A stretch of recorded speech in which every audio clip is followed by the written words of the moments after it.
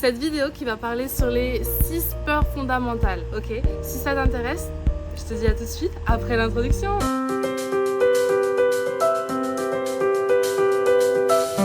Alors bonjour à toi et merci d'être venu sur cette nouvelle vidéo. Je m'appelle Emmanuelle et je suis femme à multicasquettes, je suis maman, je suis coach, je suis entrepreneur et j'ai aussi encore un travail à temps plein. Je suis venue toujours bien préparée avec mes notes, voilà. Donc on va parler aujourd'hui des 6 peurs fondamentales. Mais avant de ça, je voulais juste parler de ça. Si toi tu es une femme, tu es entrepreneur, tu es coach, tu es thérapeute, tu veux te lancer dans l'entrepreneuriat, dans le business, eh bien sache que c'est normal d'avoir peur. Les peurs sont très importantes, elles ont un rôle dans notre vie. Et c'est le rôle qu'on va partager avec toi aujourd'hui. Ok, donc si tu veux, toi, si tu es un porteur de projet, si tu es une entrepreneur ou une entrepreneuse, c'est important de savoir que le développement personnel, que ça demande d'être un entrepreneur, une coach, un thérapeute, un business owner, quelqu'un qui a une entreprise physique, ça demande la personne que tu dois être pour être entrepreneur et pas la même personne que tu dois être quand tu es avec tes amis. Okay. Et ça, c'est le développement personnel qui va t'aider à gagner en maturité et à reconnaître quand est-ce que tu dois être qui et quel trait faire sortir à quel moment. Okay. Donc il faut savoir que le développement personnel, le développement de soi, de sa personne, de ses caractéristiques et de ses avantages, de ses attributs, de ses compétences, ça passe par l'inconfort. Il faut être d'accord avec le fait d'être inconfortable. Et ça, c'est déjà une chose qui est assez difficile à faire de base. Donc être confortable avec l'inconfort, c'est déjà quelque chose qu'on n'apprend pas à l'école. Okay. À l'école, on t'apprend à être sage, à respecter les lois, à devoir lever la main pour pouvoir poser des questions. Et donc, peu à peu, c'est comme si notre personne qui est tellement grande, un enfant là, il a tellement d'énergie, c'est comme une bulle qui est immense. Mais l'école, au lieu de garder, de soutenir ça, c'est comme si elle referme la bulle et l'enfant, il reste coincé petit à petit. Donc, bien sûr, il y a des enfants qui ne sont pas dans ce cas-là, qui vont toujours être extravertis, qui vont toujours être extra, qui vont toujours être dans cette grande bulle d'énergie et tout ça. Mais c'était pas mon cas, ok? Et moi, je suis quelqu'un qui a grandi en se faisant dire que j'étais timide. Donc, le fait d'être timide, ça m'a appris que c'est pas bien de parler trop fort. C'est pas bien de devoir demander des choses. Que parler, ça peut peut-être déranger les gens aussi.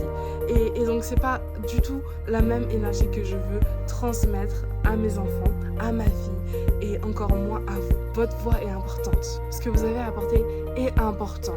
Vous m'entendez dire ça sur toutes les vidéos, mais c'est vrai, c'est tellement vrai. On a besoin de vous pour faire briller le monde.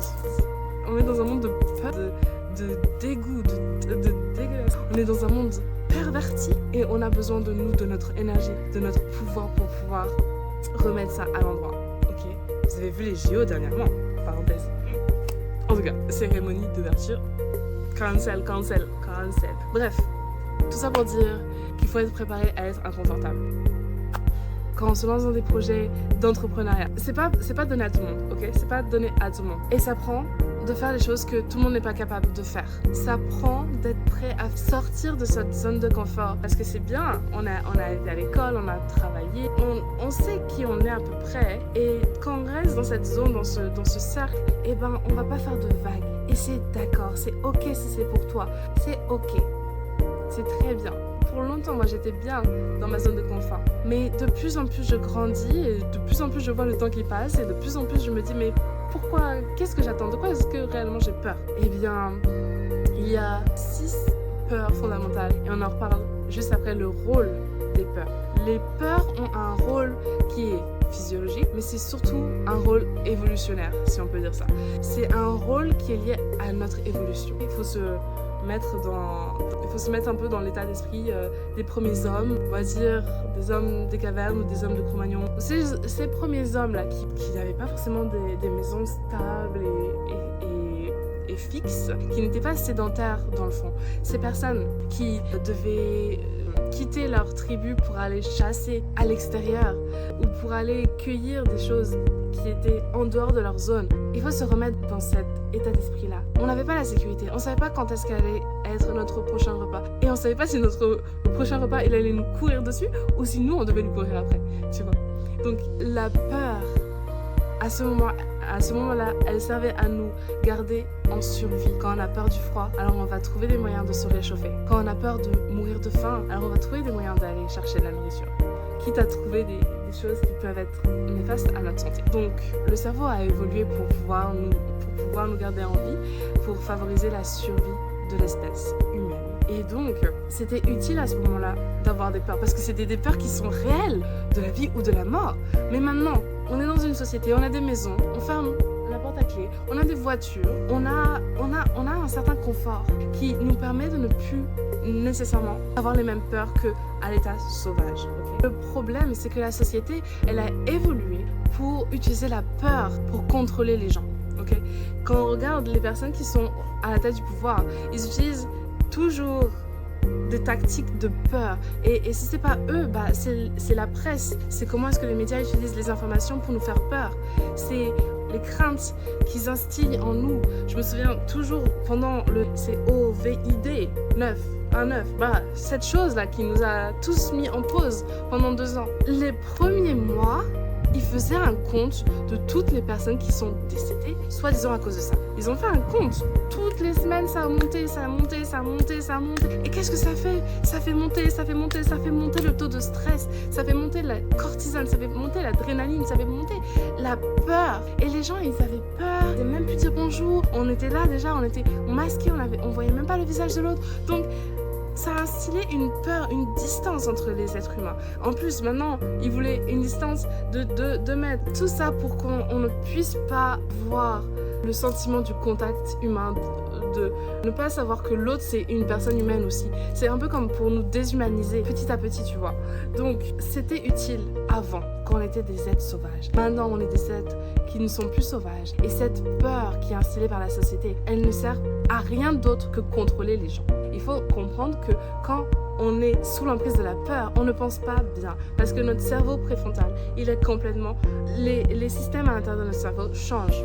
Quand on a peur, ça crée des réactions physiologiques, donc des réactions dans le corps. La première réaction, c'est à travers un stimuli. Donc le stimulus, c'est soit la vue, soit l'ouïe, c'est un des sens qui perçoit quelque chose, un événement. Maintenant, donc le stimulus rentre, si c'est par les yeux et par les oreilles, donc on va voir et on va entendre quelque chose. Maintenant, ça va aller dans le thalamus, qui est une station relais pour l'évaluation cognitive. Donc, c'est dans le thalamus qu'on va dire, oh, est-ce qu'il y a un danger ou est-ce qu'il n'y a pas de danger? Après ça, s'il y a un danger, l'amygdale va s'activer avec l'axe hypothalamus et hippocampique. Excusez, je suis en train de lire mes notes.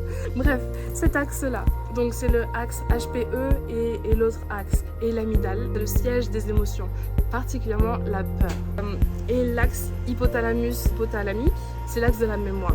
Donc là, on fait travailler la mémoire avec l'événement qui a une forte charge émotionnelle. Donc maintenant, les deux vont s'associer ensemble et vont créer un souvenir de cette peur, de cet événement. Et à chaque fois qu'on va ressentir cette peur, inconsciemment ou consciemment, et ben ça va retravailler ce schéma, ce chemin neurologique qu'on a créé et ça va le renforcer petit à petit. Donc, une fois que ça c'est fait, ça va commencer à faire travailler les hormones. Ça va aller chercher dans les glandes adrénales, donc qui sont au-dessus du rein. C'est comme une petite forme triangulaire au-dessus du rein. C'est là-dedans que l'adrénaline, la cortisone, les hormones du stress se développent et après, elles vont atteindre tout le reste de notre corps. Donc, les peurs ont une réaction physiologique. D'ailleurs, vous les connaissez les réactions physiologiques. Si tu les connais pas, on parle en anglais fight, qui veut dire se battre, flight, qui veut dire s'enfuir ou s'échapper, freeze, qui veut dire se geler, ou oui, quand tu es paralysé, et fawn, ça c'est un autre qui est un peu plus récent, mais fawn, c'est la volonté de faire un peu du lèche-botte, du lèche-cul pour s'assurer de sa survie aussi. Donc, toutes ces réactions face aux peurs ont une importance et dépendent de comment est-ce qu'on a été élevé, comment est-ce qu'on a grandi. C'est des mécanismes de défense, ok? C'est des mécanismes de défense. Bon, ils sont pas tous aussi bons les uns que les autres en fonction des expériences et des situations. Donc